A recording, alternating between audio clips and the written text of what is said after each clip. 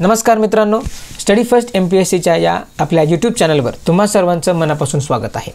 तर मित्रांनो, आपण ह्या लेक्चरमध्ये आपल्या भारतीय राज्यघटनेतील जे 25 भाग आहेत, ठीक आहे, राज्यघटना 25 भागांमध्ये विभागलेली आहे आणि या राज्यघटनेमध्ये जे आत्तापर्यंतचे 12 परिशिष्ट झालेले आहेत त्यांचा आढावा घेणार आहोत। म्हणजे बघा की आपण प्रत्येक लेक्चरमध्ये एक टॉपिक फोकस करतो आणि त्याबद्दल आढावा घेतोय, ठीक आहे। असं आपण का करतो याच्या मागचं कारण सुद्धा आपल्याला माहिती पाहिजे। कारण आपल्याला आपल्या राज्यसेवा किंवा कंबाईनसाठी अभ्यास करताना प्रत्येक टॉपिकची क्लॅरिटी असणं गरजेचं आहे। कारण आयोग आपल्याला कन्सेप्टमध्ये किंवा काही स्टेटमेंटमध्ये फसवत असतो, ठीक आहे, किंवा काही घटकांवर वारंवार प्रश्न विचारत असतो। सो आपण जर सगळा गुंतागुंतीचा अभ्यास केला ना तर काही गोष्टी आपल्या माइंडमधून स्किप होतात, परंतु आपण सेपरेट टॉपिक वाईज जर अभ्यास केला तर आपल्याला ह्या गोष्टी चांगल्या प्रकारे लक्षात राहतात आणि एक्झाममध्ये आपण डायरेक्टली आपल्याला क्लिक होऊन किंवा मग लॉजिक अप्लाय करून सुद्धा ते क्वेश्चन करेक्ट सॉल्व्ह करू शकतो। म्हणून आपल्याला टॉपिक वाईज अभ्यास करणं गरजेचं आहे आणि तेच आपण आपल्या ह्या प्रत्येक लेक्चरमधून करतोय, ठीक आहे। सो डेफिनेटली तुम्हाला ह्या आपल्या प्रत्येक लेक्चरचा फायदा होणार आहे। आता आपल्याला माहिती आहे की जे आपली भारतीय राज्यघटना आहे ती 25 भागामध्ये विभागलेली आहे, ठीक आहे। तर त्या 25 भागांमधील काही भाग आणि त्या भागांचं म्हणजे आपण भागांचे शीर्षक किंवा त्यामध्ये समाविष्ट असणारी कलमे यावर कधीकधी आयोग प्रश्न विचारताना दिसत आहे।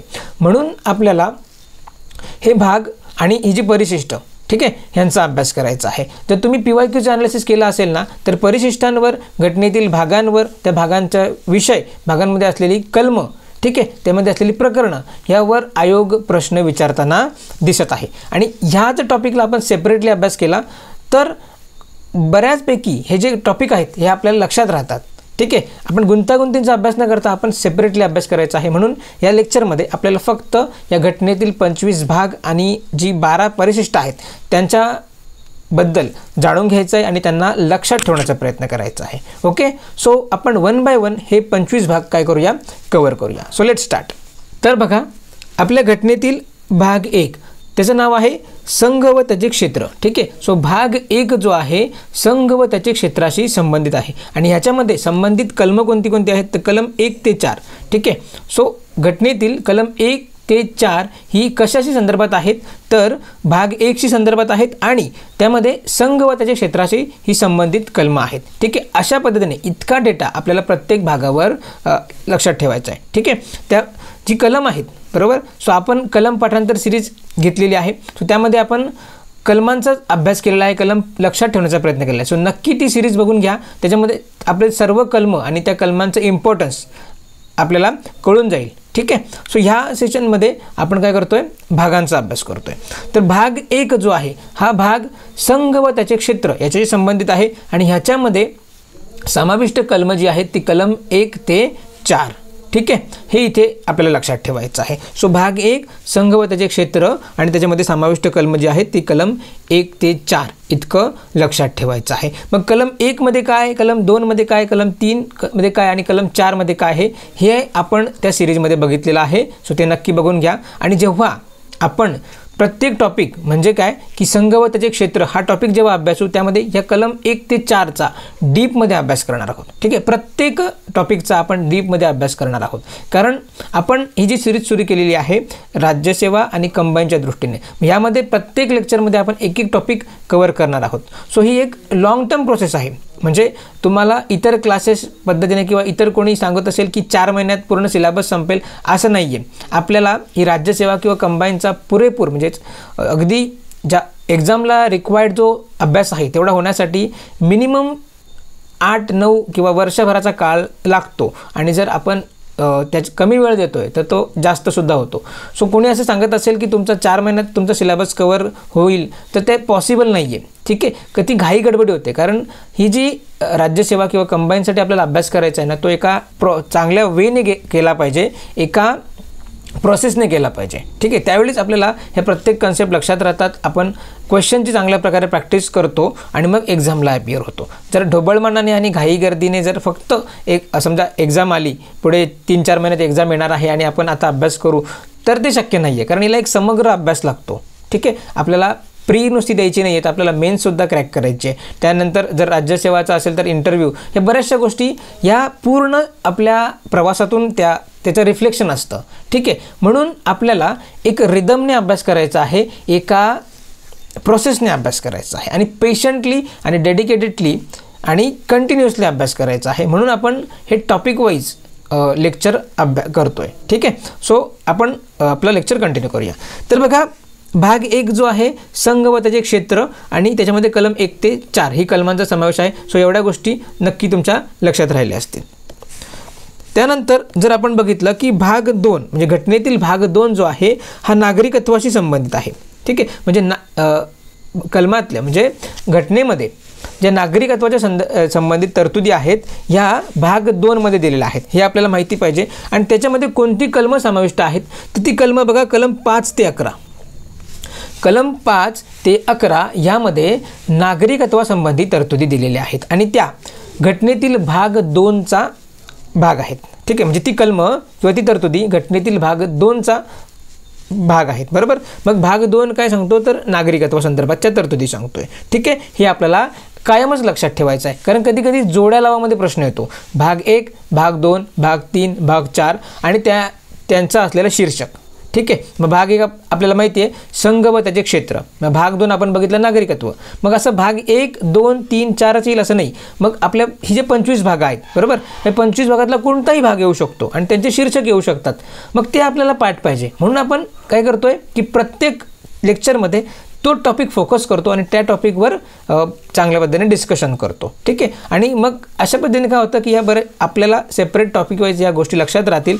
आणि मग काय तर आयोग कशा पद्धतीने क्वेश्चन विचारू शकतो, कशा पद्धतीने आपल्या ट्रॅपमध्ये पोहोचू शकतो हे सुद्धा आपल्याला लक्षात राहील. कारण बघा मित्रांनो, आपल्याला एक्झाम क्रॅक करायची आहे ना, तर आपल्याला प्रत्येक टॉपिकच्या वेगवेगळ्या पॉसिबिलिटीज आयोग कशा पद्धतीने प्रश्न यावर विचारू शकतो हे आपल्याला म्हणजे नंबर ऑफ पॉसिबिलिटीज आपल्याला लक्षात घ्यायचे आहेत. तेव्हा कुठे एखाद दुसरी पॉसिबिलिटीवर आपल्याला प्रश्न येताना दिसतो. आणि असं करत करत मग आपल्याला सगळ्या जे टॉपिक्स आहेत त्यांच्यावर पॉसिबिलिटी लक्षात घेऊन मग कुठेतरी आपण एक्झामच्या जवळ जातो आणि मग सहजपणे आपण ती एक्झाम क्रॅक करतो. ठीक आहे, सो अशा पद्धतीने आपल्याला अभ्यास करायचा आहे. मग घटनेतील भाग 2 हा नागरिकत्वाशी संबंधित आहे. ह्याच्यामध्ये कलम 5 ते 11 या कलमांतील तरतुदींचा समावेश आहे, हे आपल्याला इथे लक्षात ठेवायचं आहे. त्यानंतर आपण बघूया की भाग 3.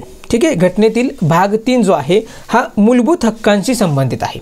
ठीक आहे, घटनेतील भाग 3 हा मूलभूत हक्कांशी संबंधित आहे, हे आपण लक्षात ठेवायचं. आणि ह्याच्यामध्ये कलम 12 ते 35 या कलमांचा समावेश होतो. ठीक आहे, पण बघा जेव्हा आपण मूलभूत हक्क डिटेलमध्ये अभ्यासू त्यामध्ये आपण ह्या कलम 12 ते 35 मधील प्रत्येक तरतुदींचा अभ्यास करणार आहोत. आपण कलम पाठांतर सिरीजमध्ये प्रत्येक कलम पाठ करण्याचा प्रयत्न केला, त्याचे कीवर्ड्स लक्षात ठेवण्याचा प्रयत्न केला. ठीक आहे, आता आपण काय करतोय तर घटनेतील जे 25 भाग आहेत त्यांचा आढावा घेतोय. ठीक आहे, म्हणजे स्टेप बाय स्टेप आपण प्रत्येक टॉपिक फोकस करतोय. ठीक आहे, मग कलम 12 ते कलम 35 हे कशाशी संबंधित आहेत तर मूलभूत हक्कांशी संबंधित आहेत, हे आपण लक्षात घ्यायचं. आणि मग ते कोणत्या भागामध्ये आहेत तर घटनेतील भाग 3 मध्ये मूलभूत हक्कांचा समावेश आहे, हे सुद्धा आपल्याला माहिती पाहिजे. म्हणजे इतका डेटा आपल्याला या प्रत्येक भागाबद्दल माहिती पाहिजे. ठीक आहे, नेक्स्ट बघा भाग 4 येतो. सो भाग 4 काय म्हणतो तर राज्य धोरणाची मार्गदर्शक तत्वे. भाग 4 हा राज्य धोरणाची मार्गदर्शक तत्वे यांमधील तरतुदी सांगतो. मग ह्याच्यामध्ये किती कलमांचा समावेश आहे तर बघा कलम 36 ते 51. कलम 36 ते 51 ह्या कलमांचा समावेश घटनेतील भाग 4 मध्ये केलेला आहे. आणि भाग 4चं शीर्षक आहे राज्य धोरणाची मार्गदर्शक तत्वे. ठीक आहे, आय होप की तुमच्या हे चांगल्या प्रकारे लक्षात राहील आणि ह्याच्या मागचा जो मेन हेतू आहे आपण का बघतोय हे तुमच्या लक्षात येईल. ठीक आहे, सो आपण पुढे जाऊया. त्यानंतर बघा की घटनेतील जो भाग 4 आहे. ठीक आहे, सो 4A का आहे तर तो घटनेचा जेव्हा स्वीकार झाला किंवा जेव्हा घटना अंमलात आली त्यावेळी तो घटनेचा भाग नव्हता, तो घटना दुरुस्तीने आपल्या या घटनेमध्ये टाकलेला आहे, म्हणून त्याच्यासमोर A आहे. बरोबर, हे आपल्याला ऑलरेडी माहिती आहे. मग मूलभूत कर्तव्य शी संबंधित घटनेतील भाग कोणता तर भाग 4A. बरोबर, मग हा जो भाग 4A आहे हा 42वी घटना दुरुस्ती. ठीक आहे. 1976 मध्ये स्वर्णसिंह समितीच्या शिफारशीनुसार टाकण्यात आला. एवढ्या गोष्टी आपल्याला इथे माहिती पाहिजेत. मग या भाग 4A मध्ये कोणत्या कलमाचा समावेश आहे, तर ह्याच्यामध्ये कलम 51A हा एकच कलम येतो. बरोबर. मग आपल्याला बघा रिव्हिजनसाठी किंवा फास्ट रिव्हिजनमध्ये या भागाबद्दल कोणत्या कोणत्या गोष्टी लक्षात ठेवायच्या आहेत, तर बघा की भाग 4A याचा संबंध कशात येतो, तर मूलभूत कर्तव्याशी संबंध येतो. ठीक आहे. ह्याच्यामध्ये कोणतं कलम समाविष्ट आहे, तर कलम 51A हा समाविष्ट आहे. ठीक आहे. हा एक MCQ झाला. मग हा जो भाग 4A आहे हा कोणत्या समितीच्या शिफारशीनुसार घटनेमध्ये समाविष्ट करण्यात आला, तर स्वर्णसिंग समिती 1976ची. ठीक आहे. आणि मग ती घटनादुरुस्ती कोणती, तर 42वी घटनादुरुस्ती 1976. मग सुरुवातीला जेव्हा घटनेमध्ये या भागाचा समावेश करण्यात आला तेव्हा किती मूलभूत कर्तव्य होती, तर 10 मूलभूत कर्तव्यांचा समावेश करण्यात आला होता. बरोबर. हा पॉईंटसुद्धा आपल्याला माहिती पाहिजे. आणि मग जी 86वी घटनादुरुस्ती झाली, ठीक आहे, 86वी घटनादुरुस्ती झाली त्यावेळी मग या आपल्या भागामध्ये एक एक्स्ट्रा म्हणजे 11वं मूलभूत कर्तव्य ॲड करण्यात आलं. एवढी तरी बेसिक माहिती आपल्याला माहिती पाहिजे. मग त्यानंतर मग जी ही 11 मूलभूत कर्तव्य आहेत ती क्रमाने आपल्याला लक्षात ठेवायची आहेत. बरोबर. सो अशा पद्धतीने आपल्याला अभ्यास करायचा आहे. बरोबर. आणि ह्याच पद्धतीने आयोग प्रश्न विचारतो. सो मूलभूत कर्तव्य कोणत्या भागामध्ये समाविष्ट आहे, तर भाग 4A मध्ये. ह्यावर सुद्धा म्हणजे हा एक MCQ बनतो. त्यानंतर त्याच्यामध्ये कोणता कलम समाविष्ट आहे, कलम 51A हा एक MCQ बनतो. कोणती घटनादुरुस्ती, कोणाच्या शिफारशीनुसार, हे सगळे अशा पद्धतीने आपल्याला प्रत्येक टॉपिक वेगळा करून घ्यायचा आहे आणि तो लक्षात ठेवायचा आहे. बरोबर. आणि त्यावेळीच मग अशा पद्धतीने आपण जेव्हा वर्क करू, ठीक आहे, जेव्हा त्यावर आपण काही एफर्ट्स टाकू त्यावेळी त्या गोष्टी आपल्या लक्षात राहतील आणि एक्झाममध्ये आपण ट्रॅपमध्ये फसणार नाही आणि करेक्ट क्वेश्चन सॉल्व्ह करूया. ठीक आहे. सो अशा पद्धतीनेच आपल्याला अभ्यास करायचा आहे. रँडमली म्हणजे एखादा बुक घेतला आणि तो वाचत राहिला असं करायचं नाही आहे. जर आपल्याला या गोष्टी आपल्याला चांगल्या पद्धतीने लक्षात ठेवायच्या आहेत ना, तर आपल्याला त्या प्रत्येक टॉपिकवर काही ना काही वर्क करायचं आहेच. जेव्हा आपण त्याच्यावर वर्क करतो ना तेव्हा त्या आपल्या गोष्टी चांगल्या लक्षात राहतात. ठीक आहे. सो नेक्स्ट त्यानंतर बघा हा जो घटनेतील भाग 5 आहे, ठीक आहे, भाग 5 हा कशाशी संबंधित आहे, तर संघ सरकार, ठीक आहे, म्हणजे जे केंद्र सरकार आहे, ठीक आहे, त्याच्याशी संबंधित घटनेतील भाग कोणता, तर घटनेतील भाग 5. ठीक आहे. मग हा एक आपला पहिला पॉईंट झाला की तो आपल्याला लक्षात ठेवायचा आहे. मग ह्याच्यामध्ये किती कलमांचा समावेश आहे किंवा कोणत्या कलमांचा समावेश आहे, तर कलम 52 ते कलम 151 या कलमांचा भाग 5 मध्ये समावेश आहे. ठीक आहे. मग पुढचा आपल्याला एक पॉईंट तयार होतो की याच्यामध्ये किती प्रकरणांचा समावेश आहे. घटनेतील भाग 5 मध्ये किती प्रकरणांचा समावेश आहे, तर लक्षात ठेवायचं की भाग 5 मध्ये 5 प्रकरणांचा समावेश आहे. घटनेतील भाग 5 मध्ये 5 प्रकरणांचा समावेश आहे. मग ते 5 प्रकरण आणि त्या प्रकरणांमध्ये असलेली कलम हे सुद्धा आपल्याला माहिती पाहिजे. म्हणजे इतक्या लेवलला आपला अभ्यास झाला पाहिजे. ठीक आहे. मग आपल्याला हे लक्षात राहिलं की घटनेतील जो भाग 5 आहे तो कशाशी संबंधित आहे, तर संघ सरकार. आणि त्याच्यामध्ये कोणती कलम येतात, तर कलम 52 ते कलम 151 ही एवढी कलम याच्याशी समाविष्ट आहेत. मग बघा आयोगाने जोड्या लावामध्ये भाग आणि त्याचा शीर्षक यावर प्रश्न विचारलेला आहे. मग आता आयोग भाग आणि त्यामध्ये समाविष्ट असणारी कलम यावर सुद्धा प्रश्न विचारू शकतो. ठीक आहे. स्कोप आहे या गोष्टीला, म्हणून आपल्याला हे चांगल्या पद्धतीने लक्षात ठेवायचे आहेत. मग जर बघितलं आपण तर ह्याच्यामधलं प्रकरण 1 जे आहे ते प्रकरण 1 आहे कार्यकारी विभागाशी संबंधित आहे. मग केंद्र सरकार किंवा जे संघ सरकार आहे त्याचे कार्यकारी घटक कोणते कोणते, तर राष्ट्रपती, त्याच्यानंतर उपराष्ट्रपती आहे, त्याच्यानंतर मंत्रिमंडळ, ठीक आहे, त्यानंतर महान्यायवादी, बरोबर, पंतप्रधान, हे सगळे कार्यकारी घटक आहेत. मग या कार्यकारी घटकांशी संबंधित जो प्रकरण आहे भाग 5 मधला तो प्रकरण क्रमांक 1. मग त्याचं शीर्षक आहे कार्यकारी विभाग. ठीक आहे. मग या कार्यकारी विभागाशी संबंधित कोणती कलम आहेत, तर कलम 52 ते 78. ठीक आहे. मग असा प्रश्न आला सहज की खालीलपैकी कोणती कलम ही घटनेतील संघ सरकारच्या कार्यकारी विभागाशी संबंधित आहेत. बरोबर. मग असा प्रश्न आला तर आपल्याला लगेच क्लिक व्हायला पाहिजे की कलम 52 ते 78 ही कलम घटनेतील संघ राज्याच्या किंवा संघ सरकाराच्या कार्यकारी विभागाशी संबंधित आहेत. बरोबर. सो ह्या पद्धतीने आपल्याला अभ्यास करायचा आहे. आणि आणखीन एक आपण कलम पाठांतर सिरीजमध्ये एका लेक्चरमध्ये मी तुम्हाला सांगितलं होतं की लॉजिक डेव्हलपमेंटसाठी इथे कशा पद्धतीने मदत होते. तर बघा कधी कधी आयोग कलमांवर प्रश्न विचारतो, बरोबर. सो कलमामध्ये प्रश्न विचारताना आपल्याला आयोग समजा असं बोलला की खालीलपैकी कोणतं कलम हे महान्यायवादीशी संबंधित आहे, घटनेतील महान्यायवादीशी संबंधित आहे. ठीक आहे. सो आपल्याला माहिती आहे कलम 76 जे आहे ते महान्यायवादीशी संबंधित आहे. ठीक आहे. परंतु जर आपल्याला माहीत नसेल, ठीक आहे, तर मग आपण ह्या प्रकरणांचा अभ्यास केला. आपल्याला माहिती आहे महान्यायवादी कार्यकारी विभागाचा घटक आहे आणि कार्यकारी विभागासाठी कोणती कलमं आहेत, कलम 52 ते 78. ठीक आहे. मग आपल्याला माहीत नाही आहे की कलम 76 हा महान्यायवादी संबंधित आहे, परंतु ऑप्शनमध्ये फक्त 76 कलम या कलम 52 ते 78 याच्यातला देखील दिलेला आहे आणि बाकीची जी कलमं आहेत ती 52 आणि 78च्या बाहेरची आहेत. म्हणजे समजा की कलम 80 दिलेला आहे, कलम 50 दिलेला आहे, कलम त्यानंतर 85 दिलेला आहे, बरोबर. मग आपल्याला माहिती आहे की कार्यकारी विभागाशी संबंधित फक्त कलम 76 आहे. ठीक आहे. म्हणजे त्यातलं जे कलम आहे ते 76 आहे. म्हणजे अशा पद्धतीने सुद्धा आपण काय करू शकतो, करेक्ट आन्सर शोधू शकतो. ठीक आहे ना. आणि आयोग अशा पद्धतीने प्रश्न विचारतो की जिथे आपण काहीतरी लॉजिक लावून त्या प्रश्नांची बरोबर उत्तरं काढू शकतो. ठीक आहे. आता म्हणजे जे घोकमपट्टी करून आपण जे उत्तरं सोडवायचो तो काळ गेलेला आहे, ट्रेंड बदलला आहे. आयोग आपल्याला विचार करायला लावतोय म्हणून आपल्याला आधीच विचार करायचा आहे, बरोबर. सो या पद्धतीने आपण बरेचसे प्रश्न म्हणजे आला तर तो प्रश्न तो करेक्ट सॉल्व करू शकतो. ठीक आहे सर. मग ह्यातला जो नेक्स्ट आहे प्रकरण 2. प्रकरण 2 कशी संबंधित आहे तर संसदेशी संबंधित आहे. म्हणजे भाग 5 मधला प्रकरण 2 जो आहे हा संसदेशी संबंधित आहे.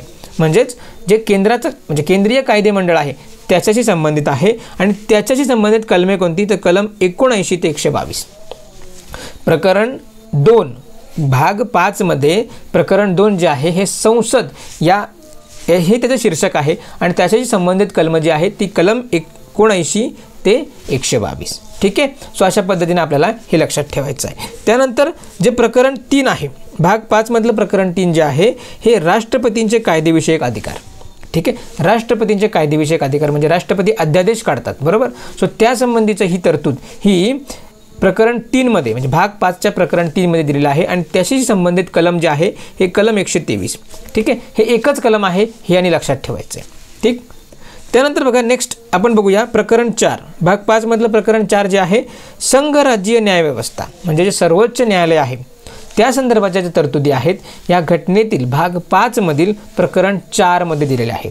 अशा पद्धतीने आपल्याला लक्षात ठेवायचं आहे. आणि मग याच्याशी संबंधित कलम कोणती तर कलम 124 ते 147. ठीक आहे. मग बघा या भागांचा आपण सेपरेटली जेव्हा अभ्यास करणार ना तर त्यावेळी आपल्याला जी कलम पाठ करायची आहे त्याच्यासाठी आपण थोडासा तयार होतोय. ठीक आहे. पूर्वतयारी करतोय. म्हणजे आपण सर्वप्रथम भाग अभ्यासले मग त्या भागामध्ये त्या प्रकरणामध्ये कोणती कोणती कलमं आहेत हे आपल्याला माहीत झालं की मग ती कलमं लक्षात ठेवायला सुद्धा आपल्याला सोपं जातं. ठीक आहे. आणि आधी मी सांगितल्याप्रमाणे एक्झाममध्ये लॉजिक डेव्हलपमेंटसुद्धा आपल्याला याच्यापासून करता येते. ठीक. त्याच्यानंतर या भाग 5 मधला जो प्रकरण 5 आहे तो कशा संबंधित आहे तर भारताचा नियंत्रक व महालेखापरीक्षक म्हणजेच कॅग. ठीक आहे. मग डायरेक्टली प्रश्न येऊ शकतो की भारतात किंवा घटनेतील समजा भारताचा नियंत्रक व महालेखापरीक्षक यासंबंधी कोणता भाग आहे. ठीक आहे. मग भाग 5 आहे, बरोबर. मग भाग 5 मधलं कोणतं प्रकरण हे कॅग संदर्भात तरतुदी देतं तर प्रकरण 5 देतो, बरोबर. मग कोणती कलम तर कलम 148 ते 151. ठीक आहे. एवढे पॉईंट आपल्याला माहिती पाहिजे. ठीक आहे या प्रत्येक भागासंदर्भात. त्यानंतर मग अशा पद्धतीने हा जो भाग 5 संपतो. ठीक आहे. भाग 5 संघ सरकारशी संबंधित आहे. ठीक आहे. आणि त्याच्यामध्ये अजून 5 प्रकरणं येतात आणि त्या प्रत्येक प्रकरणामध्ये जी कलमं आहेत ती आपण अभ्यासलेली आहेत. सो ती आता काय करायची आहेत चांगल्या पद्धतीने लक्षात ठेवायची आहेत. त्यानंतर नेक्स्ट आपण बघूया की घटनेतील भाग 6. घटनेतील भाग 6. मग घटनेतील भाग 6 काय सांगतो तर किंवा कशाशी संबंधित आहे तर तो राज्य सरकाराशी संबंधित आहे. भाग 5 जो आहे संघ सरकारशी संबंधित आहे तर घटनेतील भाग 6 आहे राज्य सरकाराशी संबंधित आहे हे लक्षात ठेवायचं. मग ह्याच्यामध्ये कोणती कोणती कलमं येतात तर एकूण कलम 152 ते 237 ही जी कलमं आहेत घटनेतील भाग 6 मध्ये येतात. ठीक आहे. आपण बघितलं भाग 5 मध्ये 79 ते 151 ही कलमं येतात. मग भाग 6 मध्ये 152 ते 237 ही कलमं येतात. ठीक आहे. सो अशा पद्धतीने आपल्याला ही प्रथम हा पॉईंट लक्षात ठेवायचा आहे. मग त्याच्यानंतर जो भाग 6 आहे तो किती प्रकरणांमध्ये विभागलेला आहे, तर आपण बघितलं की भाग 5 प्रकरणांमध्ये विभागलेला आहे, तर भाग 6 प्रकरणांमध्ये विभागलेला आहे. ठीक आहे. भाग 6 जो आहे तो 6 प्रकरणांमध्ये विभागलेला आहे. ठीक आहे. मग हे लक्षात ठेवायचं. मग ह्याच्यातला प्रकरण 1 भाग 6 मधला प्रकरण 1 सर्वसाधारण तरतुदी सांगतो. ठीक आहे. सर्वसाधारण असं त्याचं शीर्षक आहे आणि त्याच्यामध्ये कलम 152चा समावेश आहे. म्हणजे कलम 152 या एकाच कलमाचा समावेश आहे. ठीक आहे. त्यानंतर आपण बघितला की प्रकरण 2 भाग 6 मधलं प्रकरण 2 हा कार्यकारी विभागाशी संबंधित आहे. भाग 5 मधला प्रकरण 1 जो आहे संघ सरकाराच्या कार्यकारी विभागाशी संबंधित होता. तर भाग 6 मधला प्रकरण 2 जो आहे हा राज्य सरकाराच्या कार्यकारी विभागाशी संबंधित आहे. मग याच्यामध्ये राज्यपाल, मुख्यमंत्री, मंत्रिमंडळ आणि महाधिवक्ता यांचा समावेश होतो. बरोबर. मग ह्या सगळ्या तरतुदी ह्या भाग 6च्या प्रकरण 2 मध्ये येतात. बरोबर. मग इथे सुद्धा आपण लॉजिक लावू शकतो. मग राज्यपाला संबंधात आपल्याला एखादा कलम विचारला, राज्यपालाची निवडणूक, राज्यपालाची शपथ, ठीक आहे, किंवा राज्यपालाची जे अर्थ आहे, तर कोणत्याही याच्यावर जर प्रश्न विचारला आणि एकच कलम तो आपला कलम 153 आणि 167 मधला दिला आणि बाकीची कलम त्याच्या बाहेरची आली, तर आपण इझिली ओळखू शकतो, जरी आपल्याला माहीत नसलं तरी राज्यपाला संदर्भाचे कलम तेच असणार आहे. ठीक आहे ना. सो हा फायदा आपल्याला प्रत्येक टॉपिकचा क्लॅरिटीने अभ्यास केल्यावर होतो. ठीक आहे. सो आत्तापर्यंत तुम्हाला ह्या गोष्टी माहीत नसतील तर त्या तुम्हाला माहीत झाल्या असतील, तर त्या पद्धतीने वर्क करायला सुरुवात करा. आणि ऑलरेडी माहीत असतील तर प्रत्येक टॉपिकचा अशा पद्धतीनेच अभ्यास करायचा आहे. आणि ढोबळमानाने अभ्यास नाही करायचा. मी नेहमी सांगतो की ॲक्टिवली अभ्यास करायचा आहे. ठीक आहे. कारण हे माझ्या अनुभवावरून मी सांगतो आहे. ठीक आहे. सो बघा प्रकरण 3 काय म्हणतो, तर राज्य विधिमंडळ. ठीक आहे. म्हणजे जसं आपण बघितलं की प्रकरण 2 भाग 5 मधलं प्रकरण 2 हे संसदेशी संबंधित होतं, तसं भाग 6 मधलं प्रकरण क्रमांक 3 हे राज्य विधिमंडळाशी संबंधित आहे. आणि याच्यामध्ये कलम 168 ते कलम 212 इतक्या कलमांचा समावेश होतो आहे. ठीक आहे. प्रकरण 3 राज्य विधिमंडळाशी संबंधित आहे आणि ह्याच्यामध्ये कलम 168 ते 212 यांचा समावेश होतो. हे आपण इथे प्रॉपरली लक्षात घ्यायचं आहे. त्यानंतर जो प्रकरण 4 आहे, ठीक आहे, प्रकरण 4 जे आहे राज्यपालाचे कायदेविषयक अधिकार. जसं आपण राष्ट्रपतीचे कायदेविषयक अधिकार बघितले भाग 5 मध्ये, बरोबर, त्याच पद्धतीने भाग 6 मध्ये जो प्रकरण 4 आहे तो राज्यपालांचे कायदेविषयक अधिकार याच्याबद्दल तरतूद व्यक्त करतो आणि त्यासंबंधी कलम आहे 213. ठीक आहे. मग हे लक्षात ठेवायचं. मग हेच म्हणजेच काय, तर राज्यपालांचा अध्यादेश काढण्याचा अधिकार, बरोबर, हा कलम 213 आणि राष्ट्रपतींचा 123 आहे. हे लक्षात ठेवा. बघा आकडे सेम आहेत, 213 आणि यापासूनच 123 सुद्धा कलम तयार होतो, म्हणून हे लक्षात ठेवायचं. राष्ट्रपतींचा अध्यादेश काढण्याचा अधिकार विचारला तर कलम 123 आणि राज्यपालांचा अध्यादेश काढण्याचा अधिकार विचारला तर 213. ठीक आहे. मग त्या ठिकाणी आपण जर बघितलं तर भाग 5 मधला प्रकरण 3 येतो राष्ट्रपतींचा कायदेविषयक अधिकार आणि भाग 6 मधील प्रकरण 4 येतो राज्यपालांचा कायदेविषयक अधिकार. ठीक आहे. सो ह्या गोष्टी लक्षात राहायच्या आहेत. त्यानंतर या भाग 6 मधलं प्रकरण 5 जे आहे उच्च न्यायालयाशी संबंधित आहे. भाग 6 मधलं प्रकरण 5 उच्च न्यायालयाशी संबंधित आहे म्हणून, आणि याच्यामध्ये कलम 214 ते 232 या कलमांचा समावेश होतो. कलम 214 ते 232 या कलमांचा इथे समावेश होतो. त्यानंतर या भाग 6 मधलं प्रकरण क्रमांक 6 कशा संबंधित आहे, तर दुय्यम न्यायालय. ठीक आहे. दुय्यम न्यायालय म्हणजे आपल्याला माहिती आहे की आपल्या देशामध्ये जी एकात्मिक न्यायव्यवस्था आहे आणि ती 3 स्तरांमध्ये विभागलेली आहे. तिथे अधिकारांची विभागणी नाही आहे, त्यांचे स्तर केले आहेत. एक सर्वोच्च न्यायालय, ठीक आहे, सर्वोच्च स्थानी, मग उच्च न्यायालय आणि त्याच्या अंडर कनिष्ठ न्यायव्यवस्था येते, बरोबर. म्हणजेच ती सर्वात न्यायव्यवस्थेवर देखरेख ठेवण्याचा किंवा कंट्रोल ठेवण्याचा अधिकार सर्वोच्च न्यायालयाचा आहे. फक्त यांची काय केली आहे, विभागणी केलेली आहे. मग हे जी कनिष्ठ किंवा दुय्यम न्यायालय हे भाग 6 मधील प्रकरण 6 मध्ये येतात, बरोबर. या संबंधित तरतुदी भाग 6 मधील प्रकरण 6 मध्ये येतात आणि त्याच्याशी संबंधित कलम कोणती, तर कलम 233 ते 237. कलम 233 ते 237 ही दुय्यम न्यायालयाशी संबंधित आहेत आणि हे भाग 6 मधील प्रकरण क्रमांक 6चा भाग आहे. ठीक आहे. सो अशा पद्धतीने हे डिवायडेशन आपल्याला लक्षात घ्यायचं आहे. ओके. सो अशा पद्धतीने आपला भाग 6 पूर्ण झालेला आहे. म्हणजे आतापर्यंत आपण भाग 6 बघितली. ठीक आहे. सो भाग 1 बघितला आपण की जो संघ व त्याचे क्षेत्र याशी संबंधित आहे. भाग 2 बघितला नागरिकत्वाशी संबंधित आहे. भाग 3 बघितला मूलभूत हक्कांशी संबंधित. भाग 4 जो आहे राज्य धोरणाची मार्गदर्शक तत्व यांसंबंधी आहे. भाग 5 संघ सरकार ची तरतुदी सांगतो. तर भाग 6 हा राज्य सरकाराबद्दल तरतुदी सांगतो. ठीक आहे. इथपर्यंत आपण बघितलं आणि ते तुम्ही चांगल्या पद्धतीने लक्षात ठेवलं आहे. नेक्स्ट आपण बघूया हा जो भाग 7 आहे, ठीक आहे, तो रद्द करण्यात आलेला आहे. ठीक आहे. भाग 7 जो आहे रद्द करण्यात आलेला आहे. ठीक आहे. मग त्याच्यानंतर जो पुढचा आहे बघा भाग 8. तर भाग 8 कशा संबंधित तरतुदी सांगतो, तर संघ राज्य प्रदेश. भाग 8 संघ राज्य प्रदेशासंबंधित तरतुदी देतो आणि ह्याच्यामध्ये कलम 239 ते 242 या कलमांचा समावेश आहे. 239 ते 242 या कलमांचा समावेश आहे. मग संघ राज्य त्यातील त्याची रचना, त्यातील जे निवडणुका, त्यांच्या विधिमंडळ, विधानसभा, बरोबर, त्याचप्रकारे त्यांचे प्रशासन, या सर्व गोष्टींसंबंधित तरतुदी या कलम 239 ते 242 मध्ये दिलेल्या आहेत आणि त्या भाग 8 मध्ये येतात. भाग 8 कशाशी संबंधित आहे, तर संघ राज्य प्रदेशाशी संबंधित आहे. हे इथे लक्षात ठेवायचं आहे. ठीक आहे. त्यानंतर पुढचा जो भाग आहे तो आहे भाग 9. पुढचा जो भाग आहे तो भाग 9. मग याच्यामध्ये पंचायती, भाग 9चं शीर्षक काय आहे, तर पंचायती. भाग 9 हा जो आहे पंचायती संबंधित आहे आणि याच्यामध्ये कलम 243 ते कलम 243O या कलमांचा समावेश आहे. सो आपल्याला माहिती आहे की 73वी घटनादुरुस्ती 1992, 73वी घटनादुरुस्ती 1992 मध्ये या पंचायतीला घटनात्मक दर्जा प्राप्त झाला. ठीक आहे. घटनात्मक दर्जा प्राप्त झाला आणि मग त्याचा अभ्यास आपण भाग 9 मध्ये करतो आणि कलम 243 ते कलम 243O.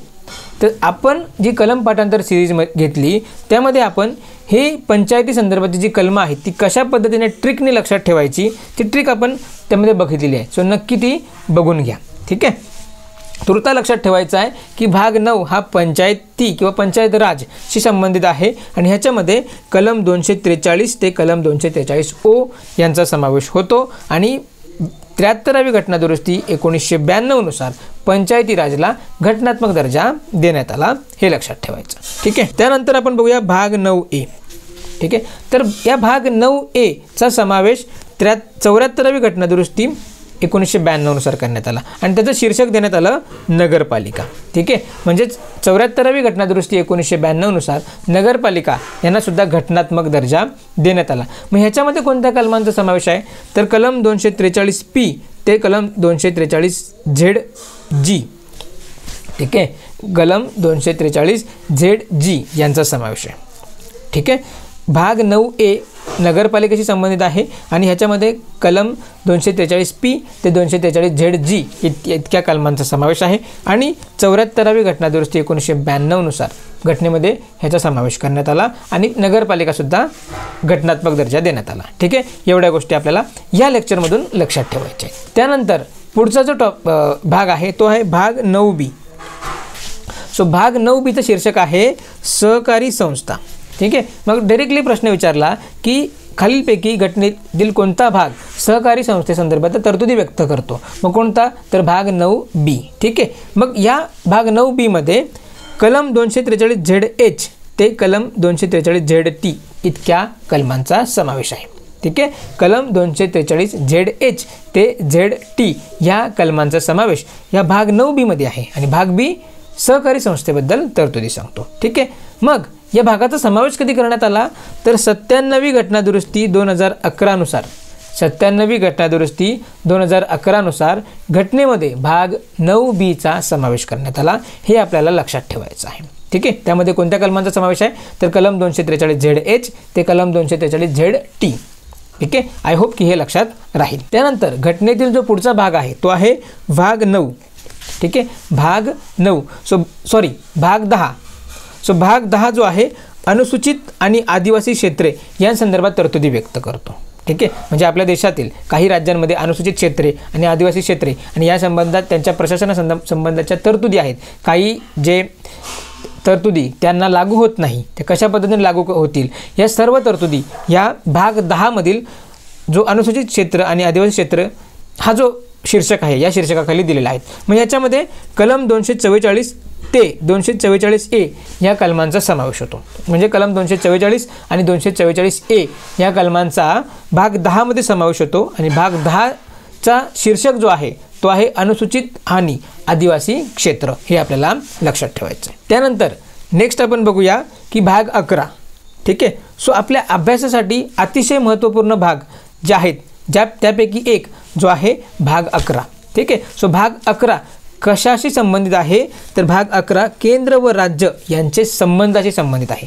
तर आपण बघितलं की रिसेंटली किंवा करंटमध्ये केंद्र आणि राज्य यामध्ये नेहमीच काय मतभेद होत असतात. ठीक आहे, राज्य आणि केंद्र यामध्ये नेहमीच मतभेद होत असतात आणि त्यामुळे नेहमीच आयोगाचा फोकस या भागावर असतो, या केंद्र व राज्य संबंध चॅप्टरवर असतो, यामधील वेगवेगळ्या तरतुदींवर असतो.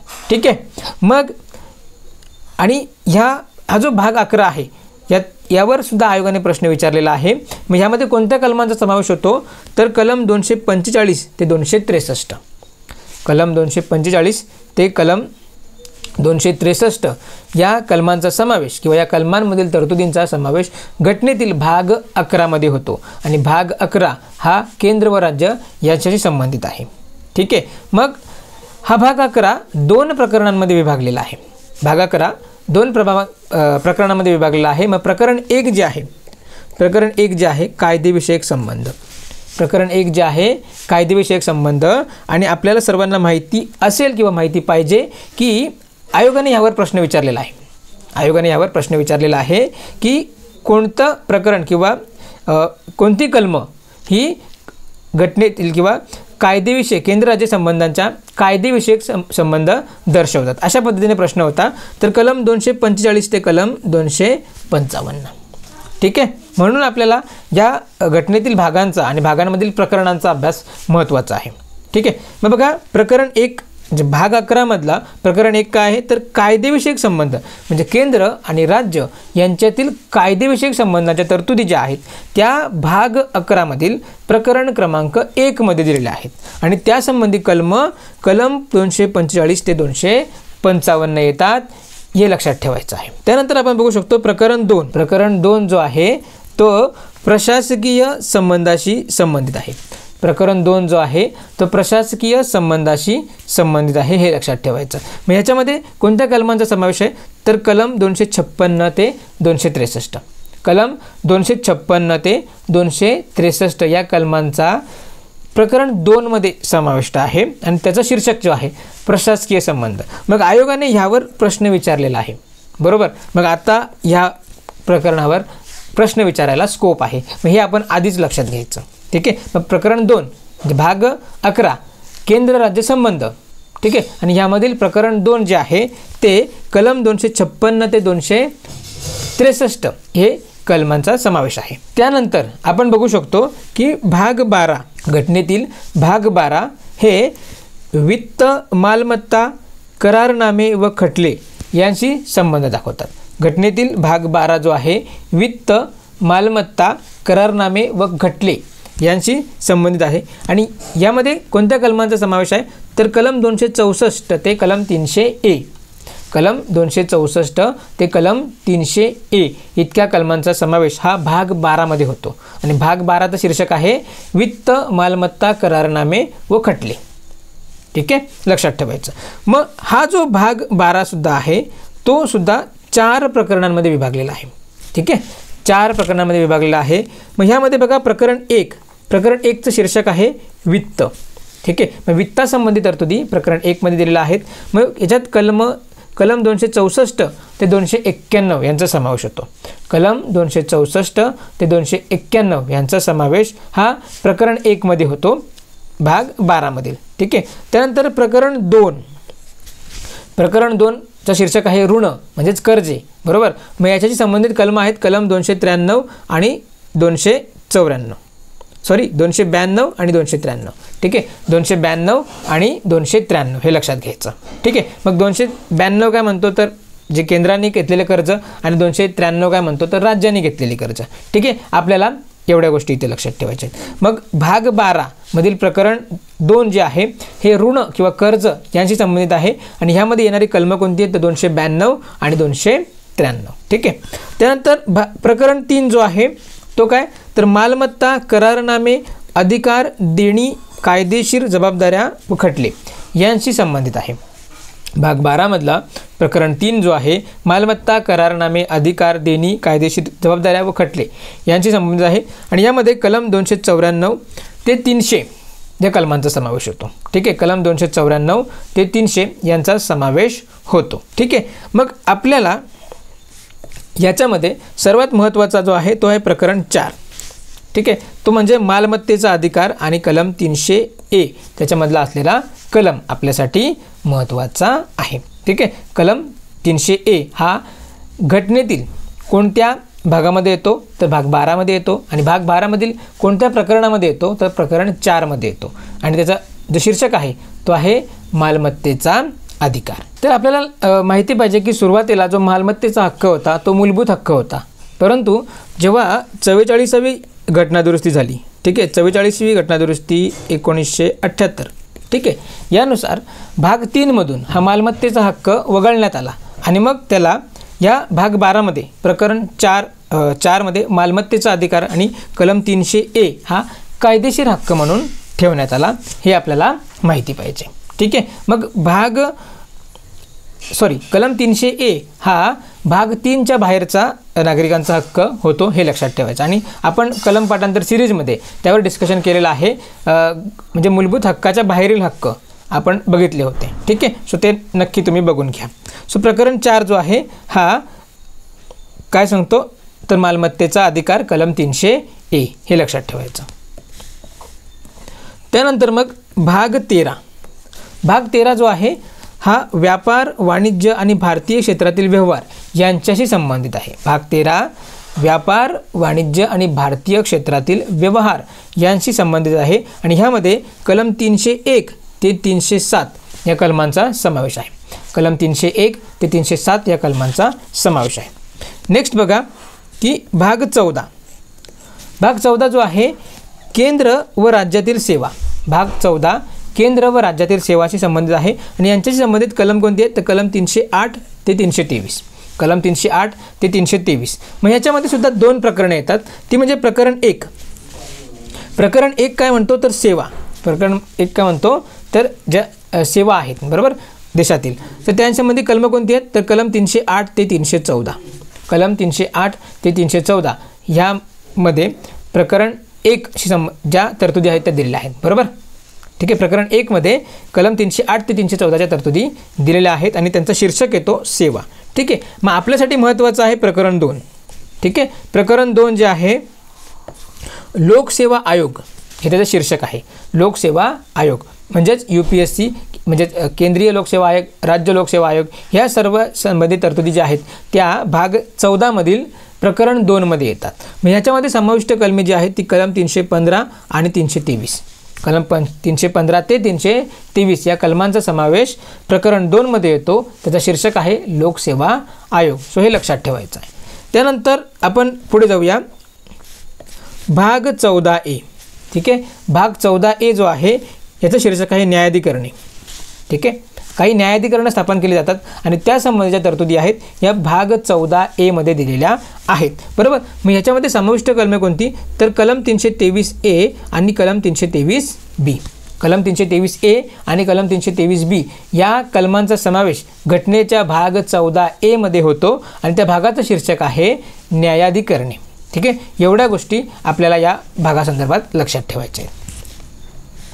ज्यावेळी आपण डिटेल प्रत्येक टॉपिक अभ्यासू त्यावेळी मग पूर्णपणे त्याचा अभ्यास करणार आहोत, पण तुर्ता आपल्याला भागांबद्दलच्या या गोष्टी लक्षात ठेवायच्या आहेत. मग भाग जो 15 आहे महत्त्वाचा भाग आहे, ठीक आहे.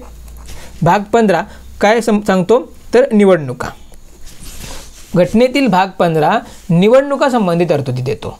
मग याच्यामध्ये कोणत्या कलमांचा समावेश आहे तर कलम 324 ते 329 ए, कलम 324 ते कलम 329 ए ह्या कलमांचा समावेश घटनेतील भाग 15 मध्ये येतात. ठीक आहे, आणि त्याचं शीर्षक आहे निवडणुका. त्यानंतर बघा नेक्स्ट भाग 16. ठीक आहे, भाग 16 काय तर काही वर्गांबाबत विशेष तरतुदी. भाग 16 काही वर्गांबाबत विशेष तरतुदी. मग याच्यामध्ये किती कलमांचा समावेश होतो तर कलम 330 ते 342, कलम 330 ते 342 या कलमांचा समावेश भाग 16 मध्ये येतो आणि त्याचं शीर्षक आहे काही वर्गांबाबत विशेष तरतुदी. त्यानंतर नेक्स्ट बघा भाग 17, घटनेतील भाग 17 आणि याचं शीर्षक आहे अधिकृत भाषा. ठीक आहे, आणि मित्रांनो या भाग 17 सुद्धा आयोगाने प्रश्न विचारून झालेला आहे. ठीक आहे, म्हणजे यामध्ये समाविष्ट कलमांवर प्रश्न विचारलेला आहे.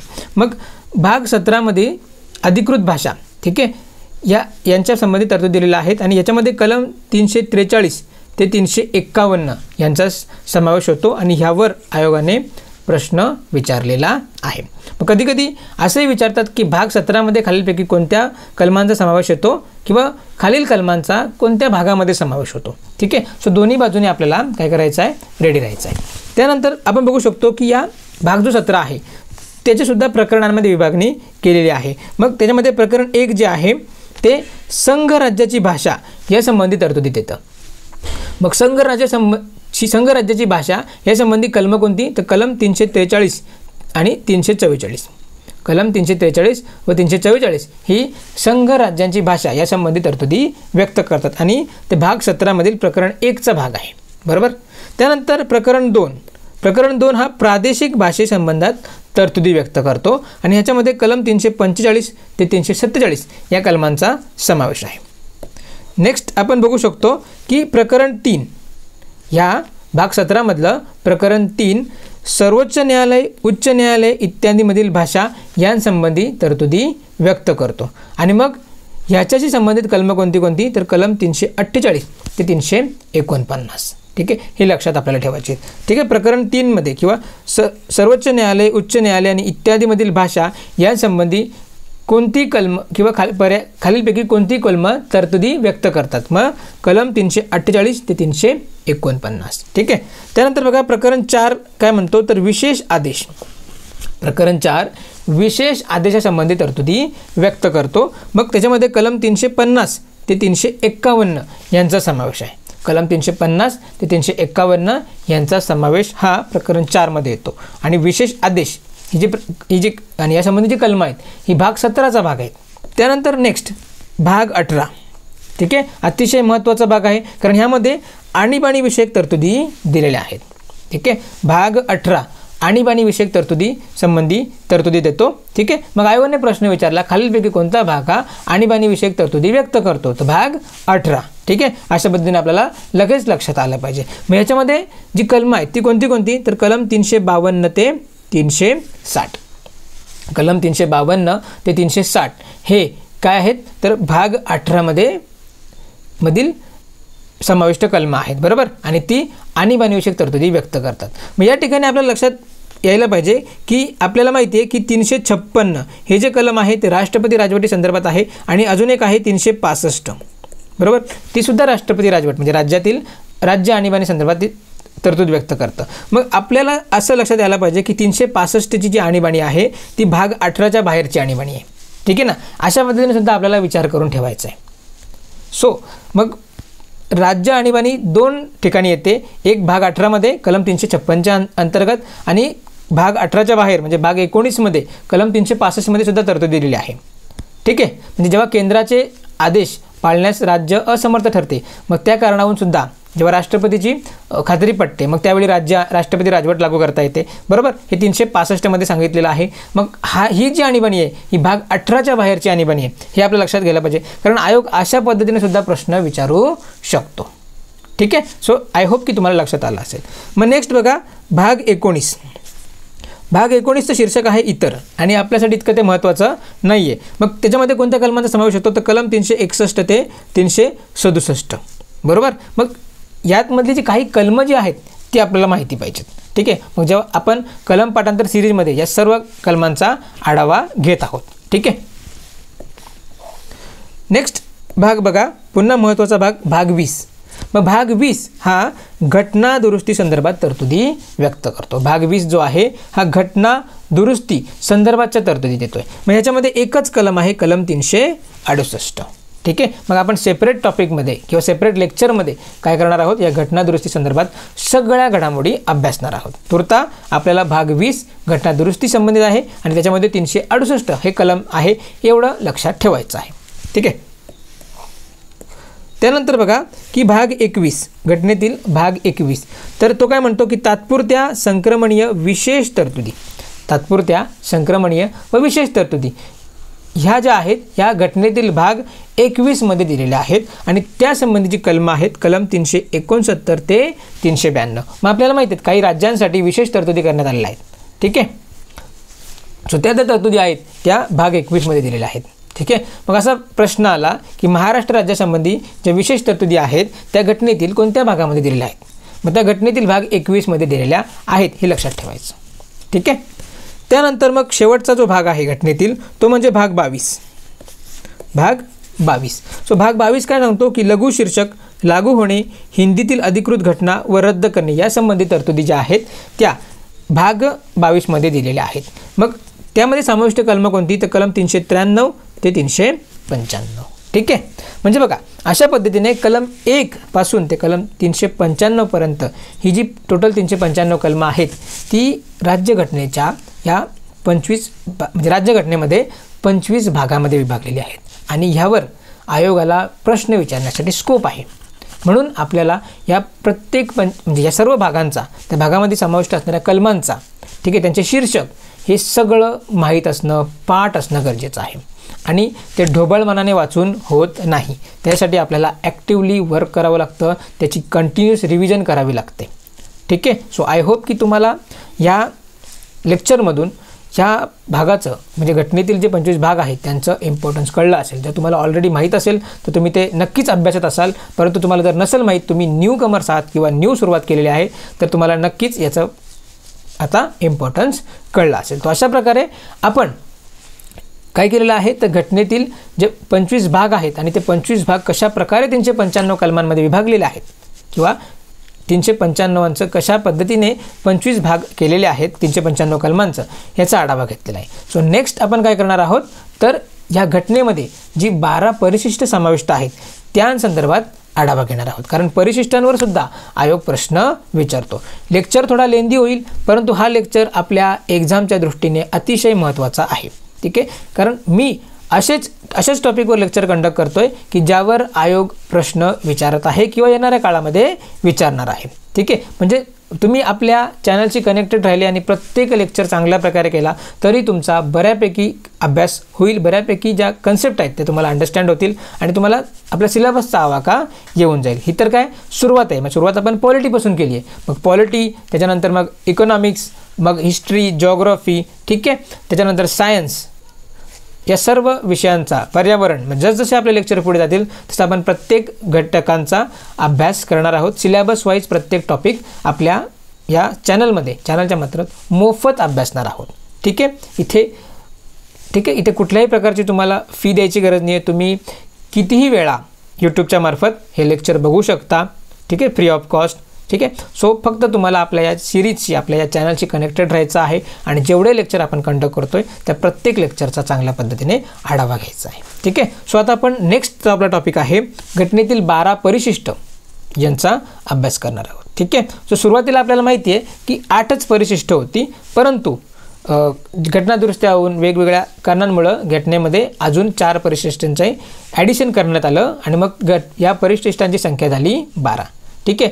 मग सुरुवातीचा आपला प्रश्न किंवा सुरुवातीचा आपला MCQ तयार होतो की भारतीय राज्यघटनेमध्ये किती परिशिष्टांचा समावेश करण्यात आलेला आहे किंवा आत्तापर्यंत किती परिशिष्ट आहेत, तर 12 परिशिष्ट आहेत. हा आपला पहिलाच MCQ इथे तयार होतो. ठीक आहे. आणि अशा पद्धतीने आपण सुरुवात करतोय. तर मग यामध्ये परिशिष्ट 1, ठीक आहे, घटनेतल्या 12 परिशिष्टांपैकी पहिलं परिशिष्ट हे संघराज्याची नावे, त्यांच्या क्षेत्रीय अधिकार कक्षा आणि संघराज्य प्रदेश व त्यांची क्षेत्रे यांच्याशी संबंधित आहे. ठीक आहे. परिशिष्ट 1 कशा संबंधित आहे तर म्हणजे परिशिष्ट 1 मध्ये संघराज्याची नावे, त्यांचा क्षेत्रीय विस्तार दिलेला आहे आणि संघराज्य प्रदेश व त्यांची क्षेत्रे यांचा दिलेला आहे. म्हणजे बघा काही तरतुदी या कलमांमध्ये देणं अशक्य आहे किंवा घटनादुरुस्ती होऊन ते सतत बदलत राहतं. मग त्यामुळं काय केलेलं आहे तर ह्या सोयीस्कररित्या आपल्या म्हणजे प्रशासन चालावं किंवा सगळ्या तरतुदी आपल्याला लक्षात याव्या यासाठी मग या घटनेमध्ये काय केलं तर कलमांचा वेगळा भाग आणि परिशिष्टांचा वेगळा एक सेट करण्यात आला, बरोबर. आणि मग त्या कलमांशी संबंधित ही परिशिष्ट आहेत ते आपल्याला लक्षात घ्यायचे. मग बघा या परिशिष्ट 1शी संबंधित कलमं कोणती कोणती तर कलम 1 ते 4. कलम 1 ते 4 हे आपल्या परिशिष्ट 1 घटनेतील परिशिष्ट 1 जो राज्यांची नावे, त्यांचे क्षेत्रीय विस्तार दाखवतो, त्याचप्रकारे संघराज्य प्रदेश आणि त्यांचे क्षेत्र दाखवतो याच्याशी संबंधित आहे. ठीक आहे. मग आपण आत्ताच बघितलं की कलम 1 ते 4 हा भाग 1 मध्ये दिलेले आहेत, बरोबर. संघराज्य व त्याचे क्षेत्र याच्याशी संबंधित आहेत. ठीक आहे. सो हे इथे लक्षात घ्यायचं. त्यानंतर मग येतं परिशिष्ट 2. ठीक आहे. परिशिष्ट 2 कशाशी संबंधित आहे तर वेतन भत्ते विशेष अधिकार याबाबतच्या तरतुदी. बघा स्ट्रेट फॉरवर्ड फॅक्च्युअल क्वेश्चन येऊ शकतो की घटनेतील परिशिष्ट 2 हा कशाशी संबंधित आहे तर मग वेतन भत्ते विशेष अधिकार अशा पद्धतीने पर्याय असेल तर तो योग्य ठरवायचा. मग असा प्रश्न आला की खालीलपैकी कोणते परिशिष्ट वेतन भत्ते व विशेष अधिकार या संबंधी तरतुदी देतो. ठीक आहे. मग त्यावेळी आपल्याला दिला असेल परिशिष्ट 2, परिशिष्ट 5, परिशिष्ट 6, परिशिष्ट 1. मग आपल्याला माहिती पाहिजे की परिशिष्ट 2 मध्ये वेतन भत्ते आणि विशेष अधिकार या संबंधी तरतुदी दिलेल्या आहेत. ठीक आहे. मग कोणाचे वेतन, ठीक आहे, एक साधा प्रश्न झाला की थोडा तो आपण फॅक्च्युअल की तो कोणाला येऊ शकतो, परंतु थोडा डीपमध्ये प्रश्न टाकायचा झाला तर मग कोणाच्या म्हणजे परिशिष्ट 2 मध्ये खालीलपैकी कोणाच्या वेतन व भत्त्यांसंबंधी आणि विशेष अधिकारासंबंधी तरतुदी व्यक्त केलेल्या आहेत असा जर प्रश्न विचारला मग ते कोण कोण त्याच्यामध्ये दिलेले आहेत हे सुद्धा आपल्याला माहिती पाहिजे. ठीक आहे. मग कोण कोण आहेत ते 1 बाय 1 बघूया. तर बघा राष्ट्रपती, त्यानंतर राज्यपाल, लोकसभेचे सभापती उपसभापती, त्यानंतर राज्यसभेचे अध्यक्ष उपाध्यक्ष, राज्यातील विधानसभांचे सभापती उपसभापती, राज्यातील विधान परिषदांचे अध्यक्ष उपाध्यक्ष, त्यानंतर सर्वोच्च न्यायालयाचे न्यायाधीश, उच्च न्यायालयाचे न्यायाधीश, त्यानंतर भारताचा नियंत्रक व महालेखापरीक्षक यांसंबंधीच्या तरतुदी या परिशिष्ट 2 म्हणजे यासंबंधीच्या वेतन भत्ते आणि विशेष अधिकार यांसंबंधी तरतुदी परिशिष्ट 2 मध्ये दिलेल्या आहेत. ठीक आहे. 2 प्रकारे प्रश्नांचा आपण आढावा इथे घेतला की एक तर परिशिष्ट 2 कशाशी संबंधित आहे यावर प्रश्न येऊ शकतो किंवा वेतन भत्ते विशेष अधिकार या संबंधीच्या तरतुदी कोणत्या परिशिष्टामध्ये दिलेल्या आहेत हा प्रश्न येऊ शकतो. आणि मग खालीलपैकी कोणत्या घटकांचा वेतन भत्ते आणि विशेष अधिकारासंबंधी तरतुदी परिशिष्ट 2 मध्ये दिलेल्या आहेत. ठीक आहे. मग अशा पद्धतीने 3 प्रश्न इथे बनतात आणि मग आपल्याला त्या संदर्भात तशा पद्धतीने त्याचा अभ्यास करायचा आहे. ठीक आहे. आय होप की तुमच्या लक्षात राहील.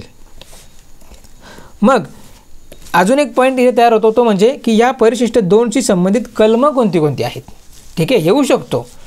ट्रेंडिंग आहे, आयोग ट्रेंड चेंज करत आहे, त्याचा डिफिकल्टी लेवल वाढवत आहे, बरोबर. मग या पद्धतीने सुद्धा प्रश्न येऊ शकतात. मग बघा कलम 59, कलम 65, 75, 97, 125, 148 त्यानंतर 158, 164, 186 आणि 221 या कलमांचा समावेश हा म्हणजे या कलमांचा संबंध परिशिष्ट 2शी आहे. मग जेव्हा आपण कलम पाठांतर करणार आहोत तेव्हा आपल्याला लगेच लक्षात राहणार आहे की कलम 59 कशा संबंधित आहे, कलम 65, 75 यामध्ये तरतुदी आपल्याला माहिती होतील. ठीक आहे. सो अशा पद्धतीने आपल्याला अभ्यास करायचा आहे. त्यानंतर परिशिष्ट 3 हा शपथ व वचननाम्याची प्रारूपे यांच्याशी संबंधित आहे. म्हणजे कोणाकोणाच्या शपथीचा आणि वचननाम्याचे प्रारूपे हे परिशिष्ट 3 मध्ये दिलेले आहेत ते आपल्याला बघायचं आहे. ठीक आहे. सुरुवातीला तर आपल्याला काय लक्षात ठेवायचं की परिशिष्ट 3 हा शपथ आणि वचननामा यांसंबंधी तरतुदी सांगतोय किंवा या शपथींचे नमुने परिशिष्ट 3 मध्ये दिलेले आहेत. मग कोणी कोणी घ्यायचे शपथी तर बघा केंद्रीय मंत्र्यांच्या शपथांचे नमुने हे परिशिष्ट 3 मध्ये दिलेले आहेत. त्यानंतर संसदेच्या निवडणुकीतील उमेदवारांनी जी शपथ घ्यायची आहे ते नमुने, त्यानंतर संसद सदस्य, सर्वोच्च न्यायालयाच्या न्यायाधीशांनी, त्यानंतर भारताचा नियंत्रक व महालेखापरीक्षक, राज्यातील मंत्री, त्यानंतर विधिमंडळाच्या निवडणुकीतील उमेदवार, त्यानंतर राज्य विधिमंडळ सदस्य, ठीक आहे, सदस्य आणि उच्च न्यायालयांचे न्यायाधीश. ठीक आहे. तर या घटकांच्या शपथीचे नमुने हे परिशिष्ट 3 मध्ये दिलेले आहेत. ठीक आहे, मग या ठिकाणी सुद्धा अशा पद्धतीने आपल्याला लक्षात ठेवायचे आहेत.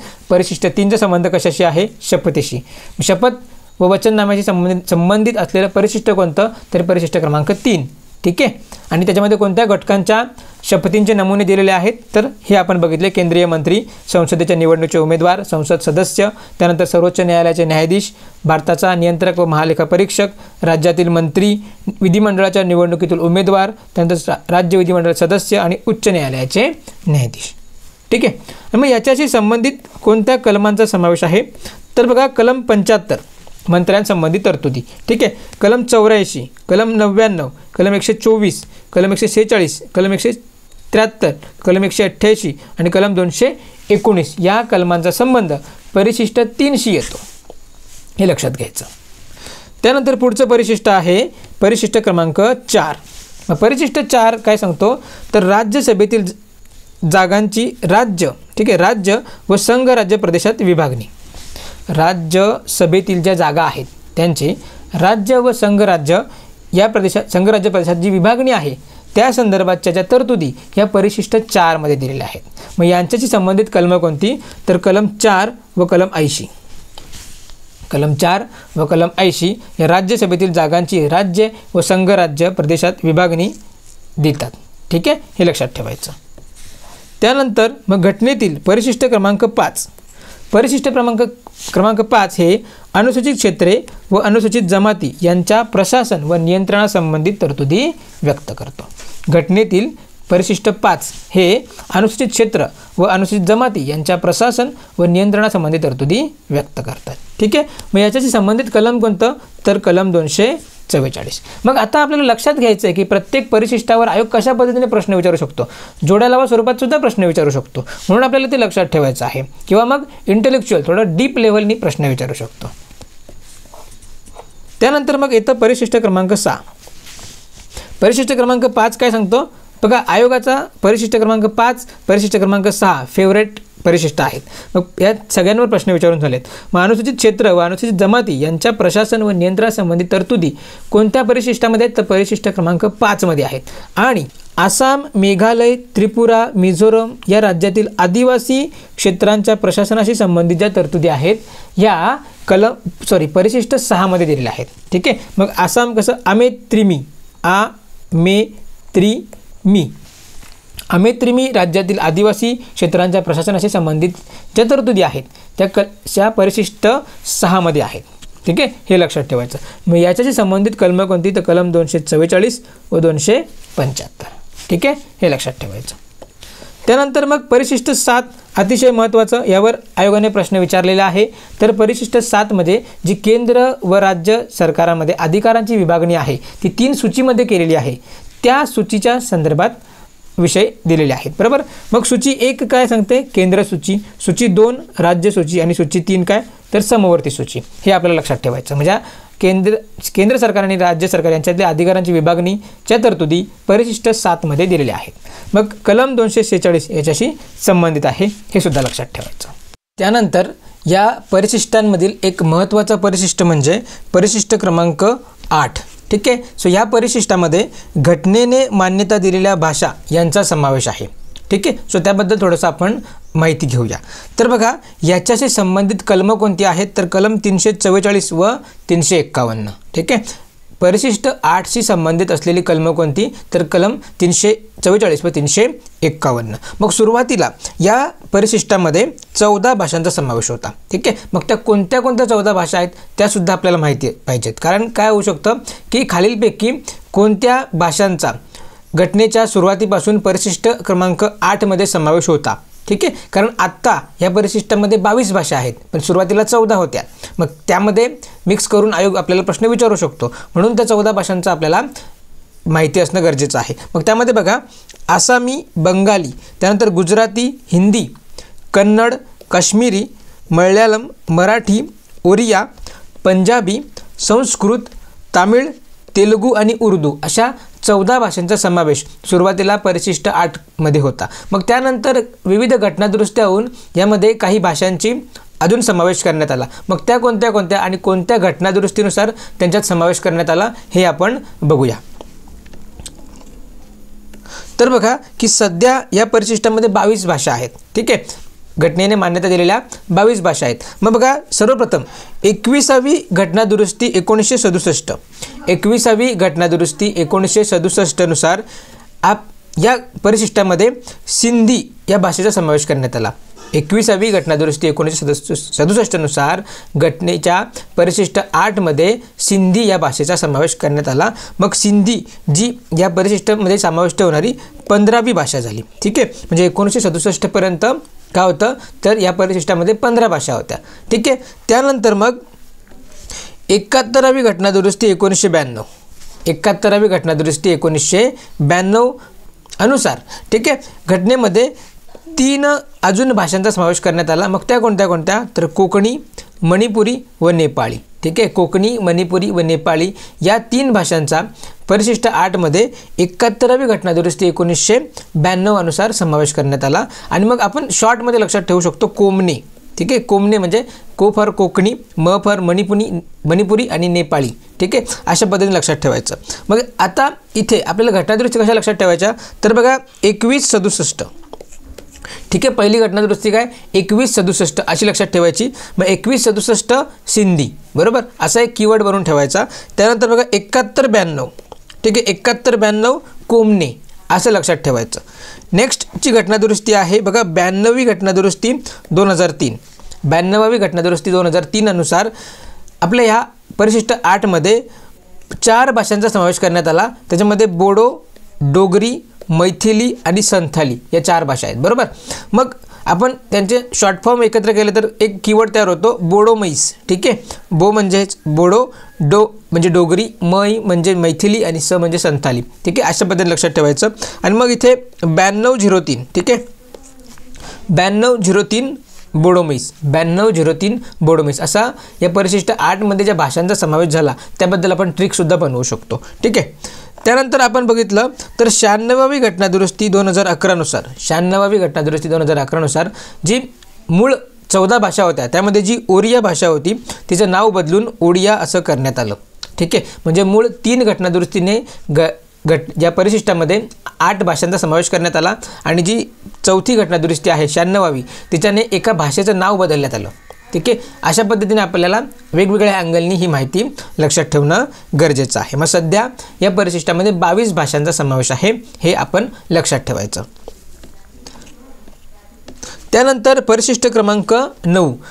परिशिष्ट क्रमांक 9 मध्ये जमीन सुधारणांविषयी आणि जमीनदारी पद्धत रद्द करण्याविषयी राज्य सरकारांचे व इतर बाबींविषयी संसदेचे कायदे व नियमने यांचा समावेश आहे. बरोबर, मग ज्या कायद्यांना सर्वोच्च न्यायालयाच्या न्यायिक पुनर्विलोकन या अधिकारापासून संरक्षण द्यायचं असतं अशा कायद्यांचा समावेश या परिशिष्ट 9 मध्ये केला जातो. ठीक आहे, मग त्यांना काय व्हायचं की सर्वोच्च न्यायालयाच्या जो न्यायिक पुनर्विलोकनाचा अधिकार आहे त्यापासून संरक्षण मिळायचं. परंतु जी केशवानंद भारती खटला आहे 1973चा त्यानुसार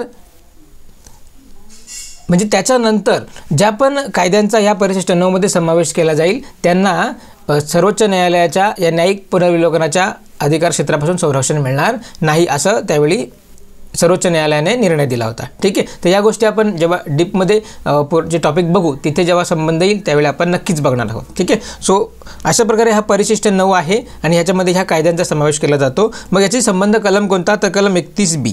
ठीक आहे, कलम 31B हा जो आहे मूलभूत हक्कांना अपवाद म्हणून समजला जातो. ठीक आहे, अशा पद्धतीने सुद्धा लक्षात ठेवायचं. त्यानंतर आपण बघूया परिशिष्ट क्रमांक 10.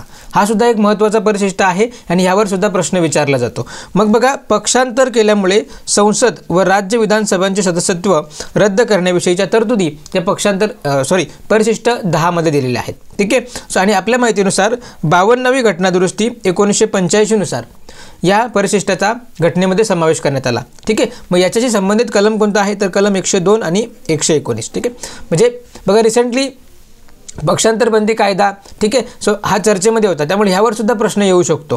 ठीक आहे, म्हणून हे लक्षात ठेवायचं. त्यानंतर परिशिष्ट क्रमांक 11. परिशिष्ट क्रमांक 11 जे आहे हे पंचायत राजशी संबंधित आहे. मग याच्यामध्ये पंचायतींचे अधिकार व जबाबदाऱ्या यासंबंधी तरतुदी दिलेल्या आहेत आणि याच्यामध्ये अशा प्रकारचे 29 विषय समाविष्ट केलेले आहेत.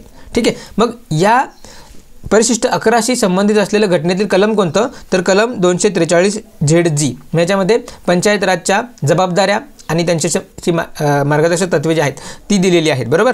त्याच्यानंतर आपण बघू की 73वी घटना दुरुस्ती 1992 नुसार घटनेमध्ये परिशिष्ट 11चा समावेश करण्यात आला आणि त्याच्यामध्ये पंचायतींचे अधिकार आणि जबाबदाऱ्या देण्यात आल्या.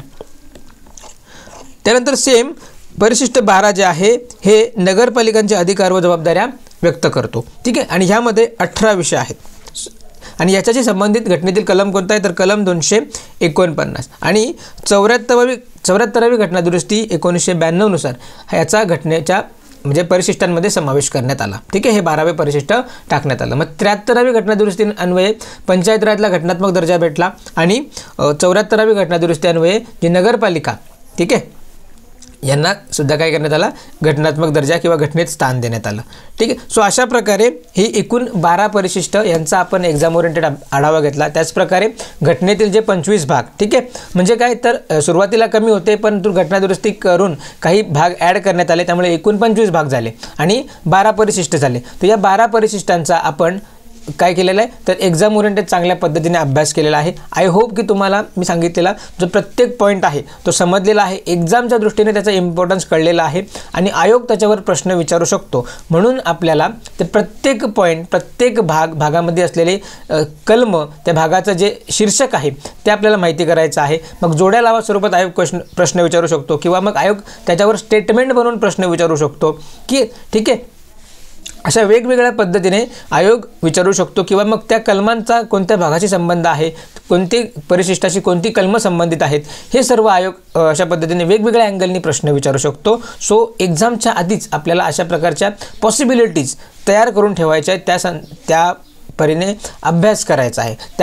त्यानंतरच आपण जे ॲक्च्युअल एक्झाम होते त्यामध्ये क्वेश्चन जे असतात ते करेक्टली फेस करू शकतो. ठीक आहे. म्हणजे जी तयारी आहे ती आपल्याला अशा प्रकारे एक्झाम ओरिएंटेडच करायची आहे. ढोबळ मनाने तयारी करून आपण म्हणजे मेरिट क्रॉस करू शकत नाही. ठीक आहे. किंवा मग खूप वेळ लागतो, पण जर आपण टेक्निकली त्यानंतर ॲक्टिवली अभ्यास केला तर आपण कमी वेळात आपली जी पोस्ट आहे ती अचीव करू शकतो. ठीक आहे. सो या लेक्चरमध्ये जे आपल्याला कव्हर करायचं होतं घटनेतील 25 भाग आणि 12 परिशिष्ट यावर आपण कव्हरेज घेतलेलं आहे. सो या ठिकाणी आपण थांबतोय. सो मित्रांनो, आतापर्यंत तुम्ही आपल्या या स्टडी फर्स्ट यूट्यूब चॅनलला सबस्क्राईब केलं नसेल तर नक्की सबस्क्राईब करून घ्या आणि बेल आयकनला हिट करा, जेणेकरून जे पण आपण टॉपिक कव्हर करू त्या लेक्चरची नोटिफिकेशन तुम्हाला लगेच मिळेल. ठीक आहे. त्याचप्रकारे या व्हिडिओचा कंटेंट तुम्हाला आवडला असेल तर आपल्या व्हिडिओला नक्की लाईक करा, त्याचप्रकारे शेअर करा तुमच्या मित्रमैत्रिणींना. ठीक आहे.